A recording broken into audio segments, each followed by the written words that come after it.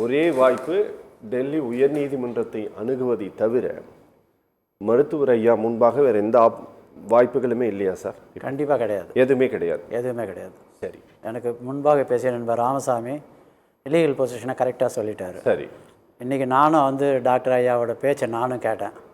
ஒரு தந்தையாக அவருடைய மனசு வந்து எந்த அளவுக்கு வேதனைப்பட்டிருக்கின்றதை நினச்சி நானும் வேதனைப்பட்டேன். அது ஒவ்வொரு குடும்பத்திலும் இருக்க நிகழ்வாக தான் இதை பார்க்குறாங்க. இதில் வந்து டாக்டர் ஐயா வந்து முற்றிலும் ஏமாற்றப்பட்டாரா இல்லது அவர் சூது செய்து அவரை கவிழ்த்து விட்டார்களா என்பதெல்லாம் சொல்கிறதுக்கு நமக்கு அதிகாரம் கிடையாது. ஏன்னா நம்ம அந்த கட்சியை சார்ந்தப்ப கிடையாது. இதை வந்து பொதுவெளியில் வந்து இதை ஒரு தலைப்பாக எடுத்து விசாரிக்கிறதே ஒரு ஒரு மனசுக்கு கஷ்டமான ஒரு நிகழ்வாக தான் நான் இதை பார்க்குறேன். ஏன்னா அத்தனை வருஷம் காலம் வந்து பாடுபட்டு அவரோட உழைப்பு வந்து தமிழ்நாட்டு மக்கள் அத்தனை பேருக்கும் தெரியும்.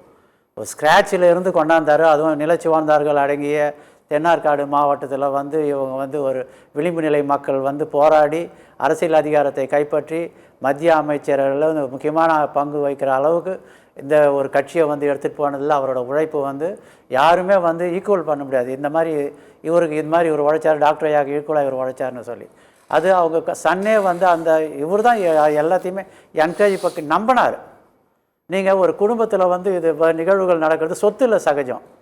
சென்னை உயர்நீதிமன்றத்தை வழக்கிலேயே வந்து அதனால தான் வந்து நீதியரசர் ஆனந்த் வெங்கடேஷ் நினைக்கிறேன் இது வந்து பேசி தீர்க்க வேண்டிய பிரச்சனை வந்து கூட்டுவாங்க, ரெண்டு பேரையும் பேசலான்னு சொன்னார். ஏன்னா இது வந்து நீதிமன்றத்துக்கு போனால் உடனடி தீர்வுன்றது எப்போவுமே கிடைக்கவே கிடைக்காது. அதுவும் வந்து இந்த சிம்பிள் மேட்டர்ஸில் வந்து நீங்கள் பார்த்துருப்பீங்க ஒரு கட்சியிலையும் இன்னும் போராடின்னு இருக்காங்க.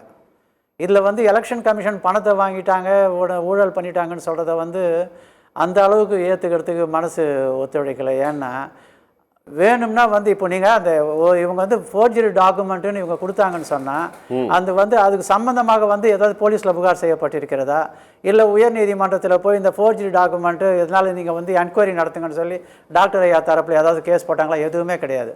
வெறும்னே ப்ரொட்டஸ்ட் பெட்டிஷன், நமக்கு சிட்டி சிவில் கோர்ட்டில் சொல்லுவோம் ப்ரொட்டஸ்ட் பெட்டிஷன், அது மாதிரி பண்ணிவிட்டு வெறும் தேர்தல் ஆணையம் வந்து மேபி அவங்க என்ன இம்ப்ரெஷனில் இருந்திருப்பாங்கன்னா ஃபாதருக்கும் சன்னுக்கும் வந்து பிரச்சனை தீர்ந்துடும், ஏன்னா எலெக்ஷன் நெருங்கிட்டு இருக்குது, இந்த பிரச்சனையை இன்னும் ஒரு இந்த 4 மாதம் ஒரு 5 மாதம் வரைக்கும் தான். ஏன்னா சிம்பிளுக்கு அதுக்கப்புறம் வந்து இட் லூசஸ் இட்ஸ் வேல்யூ. திரும்பியும் நெக்ஸ்ட் எலெக்ஷனுக்கு தான் அந்த சிம்பிள் இது வரப்போகுது. சிம்பிள் தான் வந்து ஒரு 50% வந்து அதிகாரத்தை வந்து சிம்பிள் தான் வாங்கி தரும் மக்கள்கிட்ட இருந்து அதிகாரத்தை. 50% பர்சனாலிட்டி ஓரியன்ட் பாலிடிக்ஸு. டாக்டர் ஐயாவுக்கு வந்து நீங்கள் ஒரு புது சிம்பிளை காட்டி தான் வந்து நீங்கள் அவரை வந்து ப்ரொஜெக்ட் பண்ண வேண்டிய அவசியம் கிடையாது. ஏன்னா இப்போ வந்து கம்யூனிகேஷன் டெவலப் ஆகிடுச்சு. முன்ன மாதிரி வந்து நம்ம வந்து அச்சடித்து இதுதான் மாம்பழம்னு ஸ்லிப்பை கொடுக்க வேண்டிய அவசியமும் கிடையாது. டாக்டர் ஒரு ஆனால் அவருக்கு ஒரு ஏஜ் ஃபேக்டர்னு ஒன்று இருக்குது. அவர் ஏஜ் ஃபேக்டர் ஏகப்பட்ட இது டிஸ்அட்வான்டேஜ் அவர் ஃபேஸ் பண்ணுறாரு. இன்றைக்கி அவர் பேச்சு வந்து நிஜமாக ரொம்ப வருத்தமாக இருந்தது. மோசடி செய்து பறித்து விட்டுனன்றதுலாம் ரொம்ப ரொம்ப வருத்தமான ஒரு குற்றச்சாட்டு. பட் நம்ம வந்து வெளியில் இருந்து அதை எப்படி ஏற்றுக்கிறதுன்றது தெரியல. இப்போ டாக்டர் ஐயாவுக்கு முன்னாடி இருக்கின்ற ஒரே வாய்ப்பு, ஏன்னா தேர்தலுக்கு இன்னும் 5 மாதம் இருக்குது. இவர் நாளைக்கு அந்த கேஸ் டெல்லியில் வருதுன்னு சொல்லி இன்றைக்கி டாக்டர் ஐயா சொன்னதை பார்த்தேன். உடனடியாக வந்து ஃப்ரீஸ் பண்ணுறதுக்கும் ஒரு ப்ராப்ளம் இருக்குது. ஏன்னா அவர் வந்து ஆசையாக வாங்கி வளர்த்த ஒரு சின்னம், அதை ஃப்ரீஸ் பண்ணுறதுக்கு அவர் மனசாட்சி வந்து ரொம்ப வேதனைப்படும். ஃப்ரீஸ் பண்ணுறது ரொம்ப ஈஸி. 2 டிஸ்பியூட் இருக்கும்போது கோர்ட்டில் வந்து எல்லாமே வந்து ஜெனரல் கவுன்சில் மீட்டிங்கே வந்து டிஸ்பியூட்னு சொல்லும்போது அந்த சின்னம் அவங்களுக்குன்ட்டு ஒன்றும் உறுதியானதும் கிடையாது. இல்லை, மாம்பழ சின்னமே தான் இல்லை. ஏ ஃபார்மு பி ஃபார்மு சைன் பண்ணுறதுக்கு டாக்டர் அன்புமணிக்கு தான் சொன்னால் வந்து இப்போ ஆயிடுச்சின்னு சொன்னால் அவங்க வந்து இப்போ வந்து அவங்க போடுற அலையன்ஸை பொறுத்து அதுவும் இருக்குது. அந்த ஒரு ஃபேக்டரையும் கன்சிடர் பண்ணணும். ஆமாம், அந்த சின்னத்தை தான் ஒதுக்குவாங்களான்றதும் அதுவும் என்னென்னா வந்து ரெக்கக்னைஸ் ஆகாத ஒரு பார்ட்டியாக தான் இப்போ இருக்கு.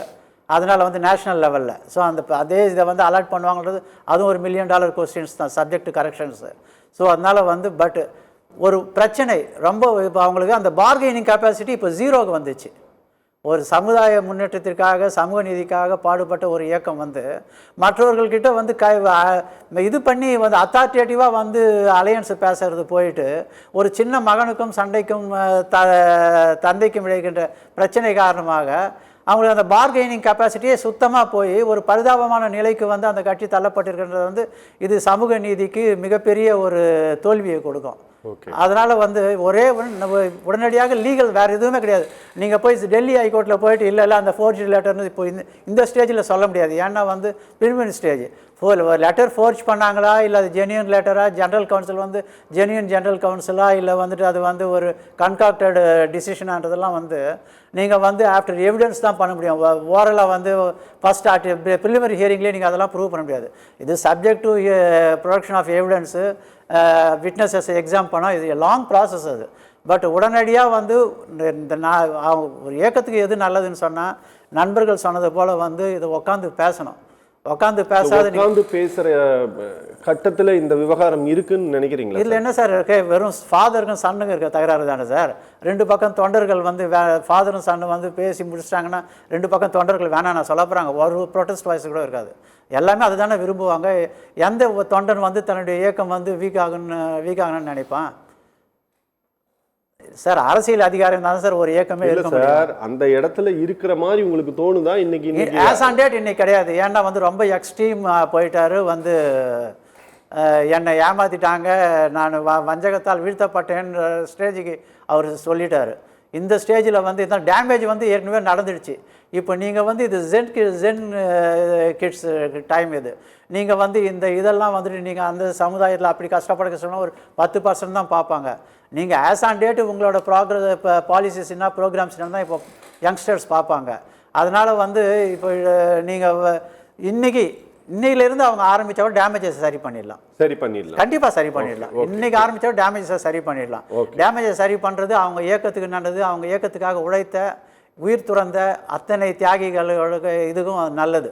இல்லைன்னா வந்து பிற்காலத்தில் ஒரு பெரும் பழி சொல்லுங்க ஆளாவாங்க அவங்க. அது அன்புமணி எந்த அளவுக்கு இறங்கி போவாருங்கிறது பொறுத்து தான் பார்க்கணும். Okay sir. இப்போ மருத்துவர் ஐயா பேசின பேட்டி நீங்க கேட்டேன் சார். ஏதாவது ஒரு வகையில் அது இவர் தலைவருங்கிற அங்கீகாரத்தை எலெக்ஷன் கமிஷன் ஆஃப் இந்தியா கொடுத்தாலும் கூட எலெக்ஷன் டைம்ல ஒருவேளை போட்டியே போட முடியலன்னு வச்சுக்கோங்களேன், மருத்துவர் ஐயா தன்னுடைய ஆதரவாளர்களை நிறுத்தவே முடியல அப்படிங்கிற ஒரு கட்டமே வருது அப்படின்னா, அவர் அன்புமணிக்கு எதிராக ஏதாவது பேசுறாரு, பிரச்சாரம் பண்றாரு அப்படின்னா அது பாதிப்பை ஏற்படுத்துமா? அன்புமணி 100க்கு 100 பாதிப்பை ஏற்படுத்தும். கடந்த 45 வருஷமா பாமகனா டாக்டர் ராமதாசன் தான் தமிழக மக்கள் அறிவார்கள். நீங்கள் டாக்டர் ராமதாஸை ஒதுக்கி தள்ளிட்டு பாமக வந்து மக்களை போய் சந்திக்க முடியாது. நீங்கள் அந்த கட்சியோட முகமே வந்து டாக்டர் ராமதாஸ் தான். ஓகே. நீங்கள் டாக்டர் ராமதாஸை வந்துட்டு நீங்கள் புறந்தள்ளிட்டு நீங்கள் எவ்வளோ மாம்பழ சின்னத்தில் நின்னாலும் சரி, இல்லை இப்போ பிஜேபியோட மோடியோட கூட சேர்ந்து ஓட்டு கேட்டாலும் சரி, மக்கள் வந்து ஏற்றுக்க மாட்டாங்கன்னு தான் நான் நினைக்கிறேன். ஏன்னா இன்றைக்கி அவர் கொடுத்த பேட்டி, அவர் வந்து உணர்ச்சி பூர்வமாக பேசுகிறாரு. சொந்த குடும்பத்தாலேயே வீழ்த்தப்பட்டேன்றது மிக வேதனையான.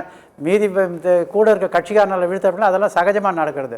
சொந்த மகனாலேயே நான் ஏமாற்றப்பட்டு விட்டேன்றதை வந்து எவ்வளோக்கு அவ்வளோ வந்து ஆணித்தரமாக சொல்ல முடியுமா, எவ்வளோக்கு எவ்வளோ வேதனைக்குரிய விஷயமா சொல்ல முடியுமா, அந்த விஷயத்த சொன்னவொடனே அவர் கூட 40 வருஷமாக பயணித்தவங்கலாம் வந்து அவரை தான் ஆதரிப்பாங்கன்னு நான் நினைக்கிறேன். ஓகே. ஏன்னா இது சென்டிமெண்டல் இஷ்யூ. இது சன்னே வந்துட்டு இப்போ அப்பாவை வந்துட்டு இது மாதிரி பண்ணிட்டாருன்றது வந்து அதுதான் எடுபடுமே தவிர மீதி இஷ்யூஸ்லாம் எடுபடாது. மோடியோட சாதனைகள் எடுபடாது. டாக்டர் அன்புமணி வந்து சுகாதாரத்துறை அமைச்சராக இருந்த போதெல்லாம் எடுபடாது. இது வந்து நிறைய பேர் எதோ சொல்கிறாங்க, நமக்கு அதை பற்றி தேவையில்லை. டாக்டர் ஐயா வந்து ஏமாந்துட்டாருன்னு தான் நான் கூட நினைக்கிறேன். மகன் மீது அதீத பாசம். ஏன்னா எல்லாருமே அப்படி தானே இருக்கணும். தன்னுடைய சொந்த மகன் அடுத்தது ஆல்டர்னேட்டிவ் அவர் தான்.